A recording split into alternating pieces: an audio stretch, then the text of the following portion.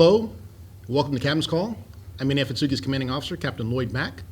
Joining me is our Command Master Chief. Command Master Chief Daniel Irwin. I want to thank you for joining us. This week will be a special edition as we'll discuss couple of items that are near and dear. So as I'm sure everyone is aware, the USS Ronald Reagan has just returned from deployment. We, along with all the families, are glad to have our sailors home and have no doubts that the welcome home celebrations were full of joy.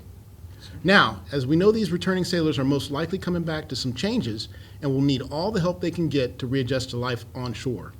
With that in mind, we want to remind everyone that our Fleet and Family Support Center offers a homecoming class at the end of this month to assist with the transition of families and decrease the stress that may come with returning home.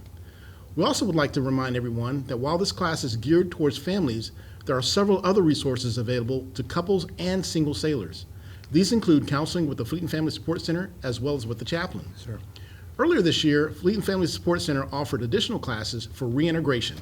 While they may not be on this month's schedule, the team at Fleet and Family Support Center is still able to assist with information. The chaplain's office is another great resource regardless of religious beliefs. Stop by at any time to set up a counseling session or just to talk. Again, reintegration is hard, but I wanted to remind everyone that there are many resources out there to make the transition a little bit easier. Yes, sir, I'd have to agree. Okay. Thank you, sir, and those are definitely some great resources to have. One other thing I would like to discuss is our observance of Veterans Day.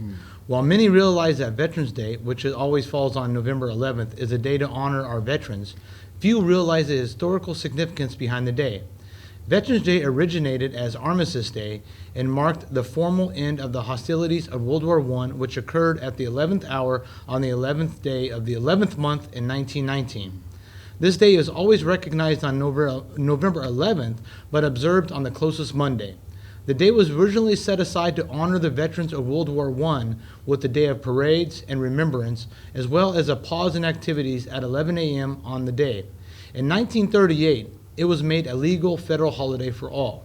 However, after World War II and the Korean War, Congress recognized a need to expand the meaning of the day to recognize all veterans and not just those of World War I.